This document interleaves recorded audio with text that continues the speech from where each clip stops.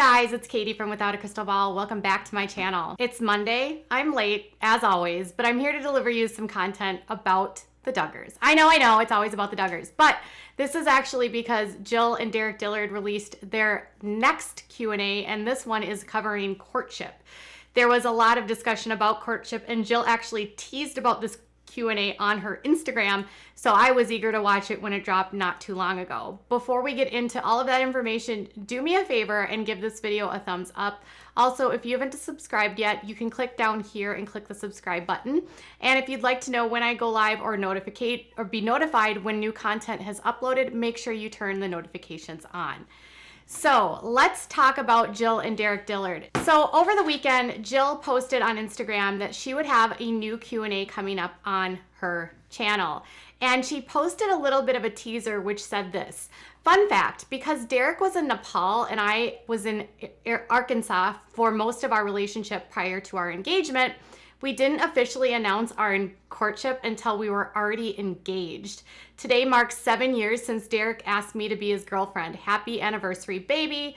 Courting, dating, still my forever love. And she said in her new Q&A she would be addressing this. Now, she further expanded on this in the comments when someone asked her about it.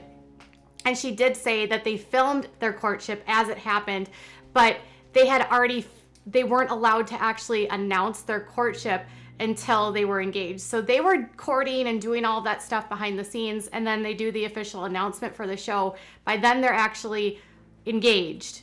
So they really did court first and then engage. It was just that it was released for the show, it was behind. I guess we shouldn't be surprised with some of that fakery. Now, in a video which they posted on their YouTube channel, Dillard Family Official, the two of them sort of expanded upon their courtship. One of the things that they talked about were some of the rules that were set in place by the belief of the public was by Jim Bob and Michelle Duggar.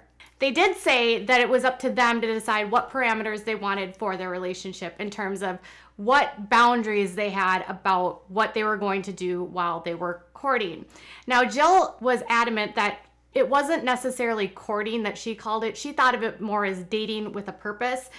Derick also was not necessarily calling it courting. They all said that the courting or calling it courtship was more for the show. Now, some of the things that people were wondering about was, were Jim Bob and Michelle constantly monitoring every single thing that they did, and were they monitoring all of their communications? They say no. In fact, they claimed that the Skype calls that they did very early on were not monitored. Take a listen. In real life was that my parents were not on all of the Skype calls. Like, literally, they popped in a couple of times. Less than 1% of the time they were on the calls. Actually, the first 2 times we Skyped, my parents weren't even home. Like, for 11 hours on our... I cleared it with my dad first. I was like, yeah, are you cool with, like, me Skyping with him? And he's like, yeah, I think that's great. You can get to know him more, like, see him and stuff.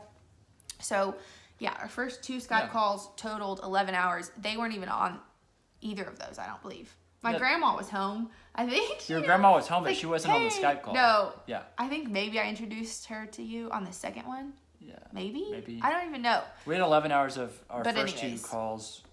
Like by ourselves. By ourselves. So we definitely had time to talk. Now, they had about 11 hours worth of Skype calls where she says, Mom and Dad were not on the phone. Grandma was around. I didn't necessarily have my parents watching me or looking at me or talking to me. So we did have some privacy there.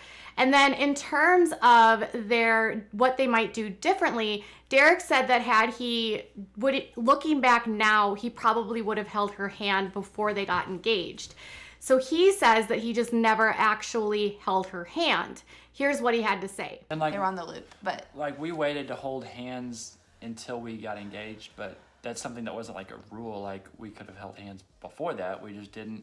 And that might actually be something that I would have done differently, that we could have done differently. Was just I think maybe we would have, Yeah, I mean, I was 25 when we got engaged. Like, I don't know why I wasn't holding your hand already. So, my bad. I don't know. Was it? It was just because I never grabbed your hand. We never. No, you would have had to clear it with my dad. He totally would have. You think? Yes. I just now. See, this was not in my notes. I was not even this. This is the real part about it, but. Yes, I think he would have made you clear it with him. Okay. Probably. What if I just I would have been held like, your wait, hand and you would have, is would you have this been the one? kosher or not? What if I just said, it's okay, trust me? No. As you can see, Derick says that he would have held her hand, but then Jill sort of pushes back and said, well, you actually would have had to have that cleared with my father, so you would have had to ask permission if you wanted to hold my hand.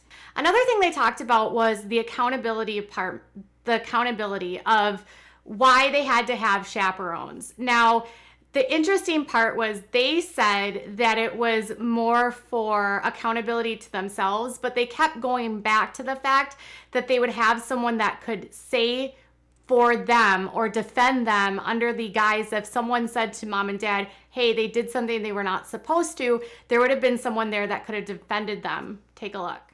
Yeah, if we were in the same room, it was actually almost harder to have those one-on-one conversations because sometimes, not always. Did anything accomplished? Well, yeah, that too. But because we had chaperones who were like across the room. Now, they did not listen. It was not like enforced that we didn't want them to listen in on our conversations. It was more just like the physical proximity that they were just supposed to like keep tabs on and I mean, whatever. sometimes they would just. But if you want to get away with something, really, if you wanted to like do something, you could have. It was just more of like, just for ourselves. Like you're the one did setting want that in place. That is something that we wanted for our relationship, was just another set of eyes, just to, if anything, say like, hey, I'm here to vouch for them. They didn't do this. If somebody tries to say you did something, I don't know. More for accountability, so no one could accuse you of something and say they did or didn't do this. That's and good then to in a keep lot of yourself in different check contexts. too. I think we wanted that, but Yeah. So it's interesting. They say that they wanted to have accountability partners because it would help them hold themselves personally accountable. But then they also, under the same breath, say, well, we also wanted them there because if someone were to tattle on us, someone else would have been there and could have said, no, that didn't happen. So there must have, in my opinion, been some sort of fear that maybe if someone did tattle, for instance, they would get in trouble. And so to avoid any sort of discussion or any appearance of anything happening, they just played by the rules. Now, they say that they set their own boundaries, but it sounds like, based on the oversight of Jim Bob and Michelle Duggar, they didn't really set their own parameters. I think there's an interesting dichotomy here of them saying, well, we had the choice of what we were going to do in our courtship, but then when he says, I would have held her hand, she said, well, you would have had to get permission from my father first. So is it really her choice, and is it their choice to make decisions about their courtship if ultimately it comes down to what Jim Bob and Michelle agree to allow Derick to do with Jill? It's a good question. To me, it sounds like both of them had been guided by their parents to wait to do a number of things until they were married, which is totally fine. And it also sounds like Jim Bob and Michelle played a very critical role in deciding what was okay and what was not okay, whether directly or indirectly. So it could have been not even directly saying you can't do this, but more like indirectly in the sense that they wouldn't approve if it would happen, and so then they just don't do it. Jill was raised to basically obey her parents no matter what. So the likelihood of her really pushing back against her parents while still living under their roof is very doubtful.